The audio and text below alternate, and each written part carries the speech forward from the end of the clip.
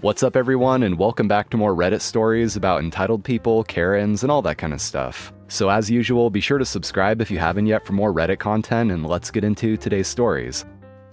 Lady's meltdown results in her getting investigated for a data breach. When I was working for local government, I was manning the phones on the service desk. We were about to finish for the day. Like, we were preemptively putting our coats on because we were about to sign off and leave. That's how close we were to 5 p.m. At 4:59 and 45 seconds, 15 seconds before the phone lines closed, someone decides to call the service desk. Let's call her Jane A. Jane had issues logging into her mobile phone. Okay, easy. Probably needs a quick password reset. It'll take a few minutes to do and we'll be on our way. Oh boy, was I wrong.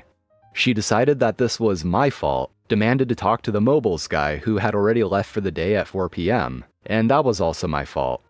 Seeing where this was going, I popped her in mute while she was rambling, and asked my manager if I could hang up because she was rude. My manager took this opportunity to listen in to the call from her desk, and what came was absolutely mind-blowing. For almost 30 minutes I was screamed at by Jane, who decided that she didn't want any of my help because it was all somehow my fault. I offered to pass it right over to the mobiles guy so he could pick it up first thing in the morning, because if she doesn't want to go through troubleshooting steps to help her out, then there's nothing else I can do. More screaming continued. I was meant to go home 30 minutes ago and was now being verbally abused during my unplanned overtime. I killed her with nothing but kindness, which didn't work. She agreed to let the mobiles guy pick it up after another 10 minutes of screaming. We hung up and I broke down because I was so angry I couldn't say anything to her. I was in tears. My manager was furious with her. Worst of it all is she's a colleague. She couldn't believe that she'd speak to a colleague that way. The next morning, my manager brought in a box of chocolates for me and went straight to our department leader to complain. I got a letter a week later from Jane, apologizing to me. Then all of a sudden, she disappears. No active directory profile for her. She'd been fired. Turned out she was actually using another colleague's account for her mobile phone and accessing their files. Jane's colleague, who also shared the same first name, let's call her Jane B, worked in child protection, and Jane A was accessing files she had no business getting into. Massive GDPR breach. She got hold of Jane B's username and password. She passed all the security checks using Jane B's information and got herself fired. All because she couldn't access Jane B's mobile phone and threw a fit to the person who had enough patience to let her scream at them for 40 minutes. I got extra pay for those 40 minutes, a box of chocolates, an apology, and she got herself fired for verbally abusing me and getting investigated by the IT department. Superintendent doesn't like to delay or cancel school no matter how bad the conditions. This comes back to end her career.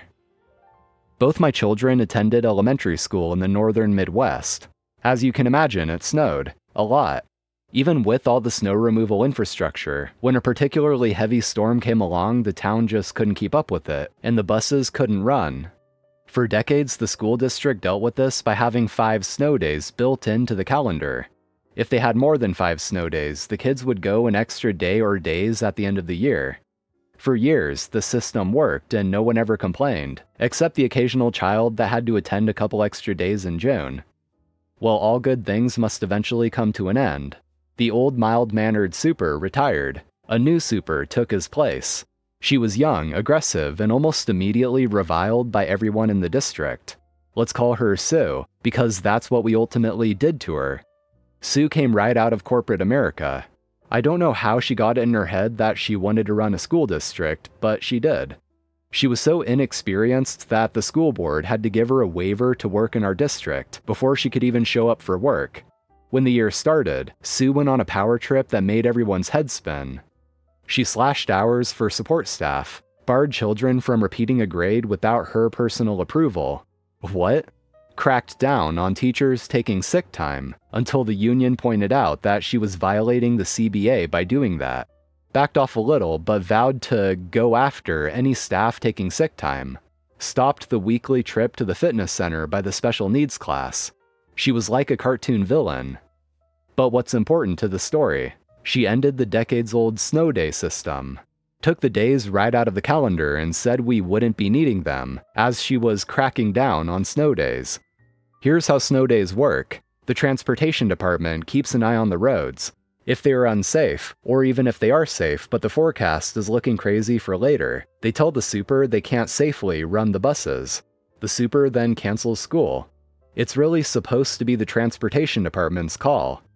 Well, Sue decided that she is the sole arbiter of deciding cancellations, so even if transportation says it's not safe to run the buses, she can say tough shit, which she did, often. As you can imagine, this led to a lot of awkward and even dangerous situations.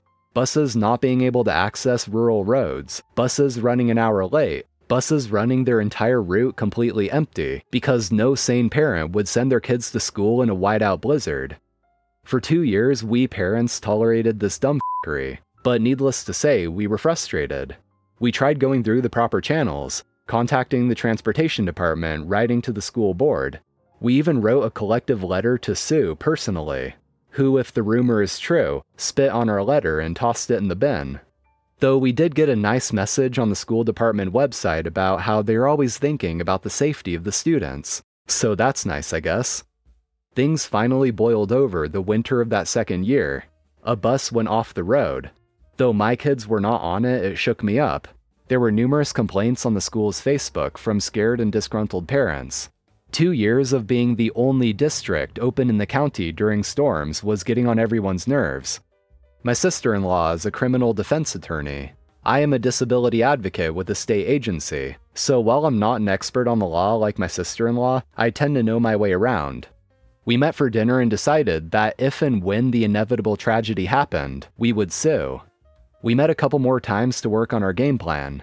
You can't sue a school district for making dumb snow day decisions, but if a kid gets hurt.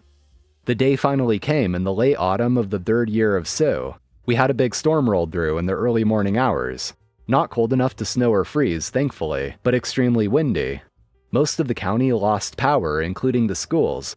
Thousands of outages. Power lines down, trees down, roads closed, it was a mess.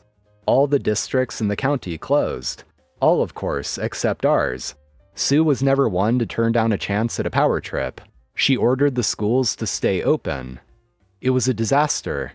Buses couldn't access every road to pick up students. Buses were late. Individual schools were putting out bulletins that attendance was parents' choice. Students unable to make it to school would receive a principal's excused absence. Stay home if it's the safer choice. Bear in mind that all the schools were running on generators, so the high schoolers who start an hour earlier were sitting in the gymnasium bored. There was literally no point in having school this day. Then the inevitable happened. A tree fell and hit a bus, and this time my daughter was on it. Thankfully, the driver did a good job of evacuating the children, and there were only minor injuries, but injuries nonetheless. All because of Sue's absurd no cancellation policy. Some ambulances showed up. 4 kids went to the hospital as a precaution. It made the news. It was time. The district sent forms to all of the parents of injured children. They would cover all medical costs and provide counseling for the kids in the guidance office, and a small cash settlement, in exchange for the parents signing a release of liability. Quote, "You can't sue us." But my sister-in-law and I had gotten to the parents first, and advised them not to sign anything, as we were taking the district to big boy court. Some of the parents did take the settlement offered, which is understandable since not everyone likes drama. But some didn't. Some told the district right where to shove that settlement. I was one of them. Sister-in-law and I got together with a couple of the injured kids' parents that were sick of the district's nonsense. We got our paperwork in a row and filed a suit. The essence of the suit was that the district had failed their duty of in loco parentis by making unsafe transportation decisions, directly causing the crash and injuries. My sister-in-law also pulled some strings at the local newspaper and got our lawsuit a small spot on the front page. Parents came out of the woodwork to express their support. They were frustrated after years of Sue's authoritarianism. Well, the district's lawyers got to work and quickly realized that this was going to be a mess. A discovery process pulling up dirt, the parents of the injured children testifying, the general hatred of the district. Not to mention, it appeared that they would indeed lose. They moved to quickly and quietly settle this case. They basically sat down with us and said, "Name your price."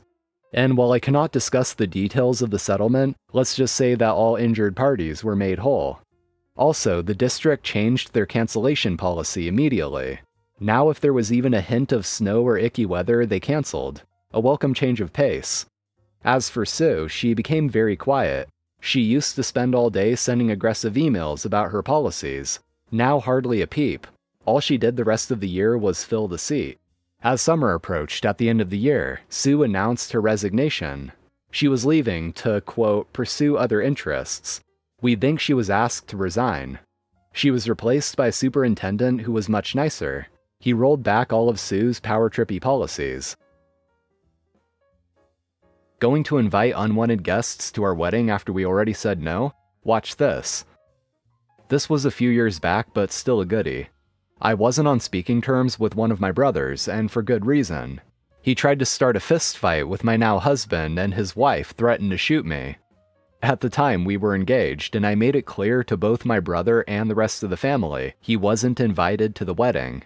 However, my mother took it upon herself to reach out and say she talked with him, and he and his wife promised to behave.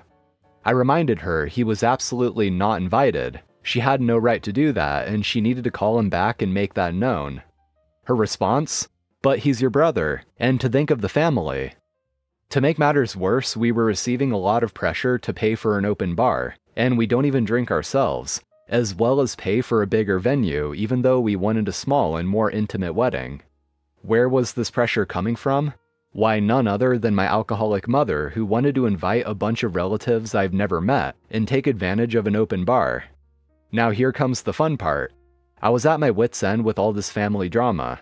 So one Monday evening a couple months before the wedding, the following conversation took place.